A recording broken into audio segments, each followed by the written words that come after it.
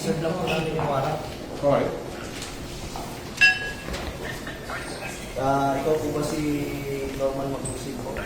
Alias Francis Leo Marcos? Hindi.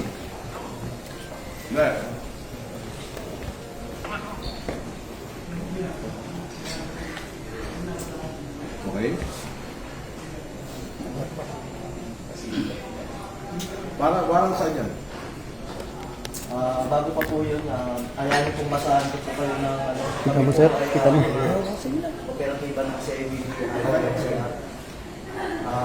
Kayo po ba, ulitin ko po, kayo po ba si Norman Mangusig alias Francis Leo Marcos? Yes, ako.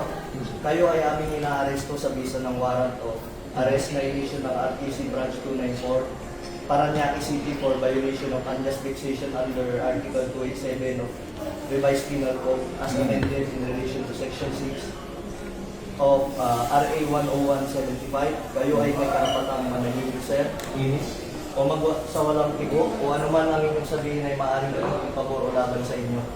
Sa anumang hukuman, kayo rin ay may karapatan kumuha ng sarili ng abogado at kumuha ng kung wala po kayong sariling abogado, kayo po ay pagkakalooban ng libre ng gobyerno. Andito ako sa inyo kasi na-arrest kumuha ng sarili ng doktor na magsusuri ng inyo. Sir, pwede paano po yan at ano nyo yung karapatan po? Sige. Kayo rin po ay may karapatan po magpasuri sa sino mang doktor at kung wala po kayong kakayahan ay pagkakalooban po kayo ng libre din po ng gobyerno ng doktor na susuri po sa inyo. Okay. Ito po, naiintindihan niyo po ba ang inyong mga karapatan? Naiintindihan ko. Okay po, kayo po ay sasama po sa amin para po sa inyong... Attorney, ito po, basahin po. unjust vexation daw sa Parañaque. Hindi ko alam kung sino complainant nito.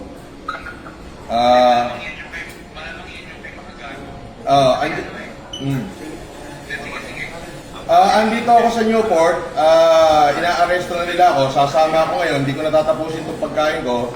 Inilive na nila ako. Pwede bang sasama na lang ako, Brad? Huwag mo na ako ipahiya. Hindi, kailangan po kasi may procedure po tayo. Sige, sandali. Hiramin ko lang. May procedure po tayo, sir. Attorney, nasa ka ba?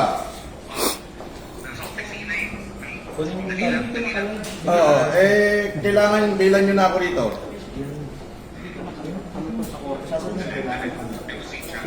Nang live ko yun. Nang live. Hindi naka-live ko.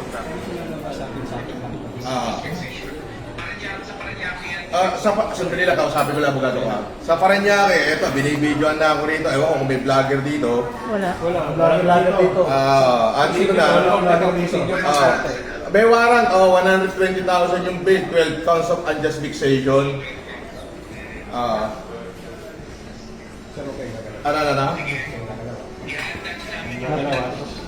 Kayo nagsasabi. Paano to, attorney? Andito naman pala, tinitigilan pa kami.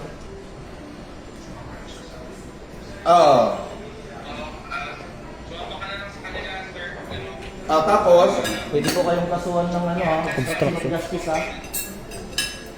sige, please. Nasabihin nyo, hindi nyo pa alam. Binabawalan nyo kami mag-video, pero pwede pa lang mag-vlog. Pwede ba yun? Babaglag sa... Sino daw pwede contact person dito? Sa pag-video man, sir. Sir, sa CIDGNCR na lang, sir. Sa Camp Crame. Nakasad yun. Bawat CIDGNCR Karame. So, doon ako dadalhin sa CIDGNCR. Yes, sir. Karame. Yun nga po. So, dadalhin daw ako sa CIDGNCR Karame. Ay, hindi ba ganun ang process? Pag may warrant at meron na kami isang reliable knowledge. Doon daw ang office ng CIDGNCR sa Karame. Pwede namin pasukin. Wala makakapigil sa amin. Sir, yung warrant, sir, is all over the Philippines, sir. Nation daw, wait daw yung warrant. Maayos mo yung coordination namin with PNP. Kaya nga Hindi naman search warrant yun. pag may ganito operation at kailangan talaga yung video, we need to inform mo na si Paco. Kaya namin. Ganun po kasi yung process ng Paco. Opo, may process po. Pero yun nga po, may knowledge na po. At bibigay sa history na ito mo, dito natin. Pwede mong malis. Sandali, attorney. Ano yan, pwede mong ano yan eh. Pwede mong...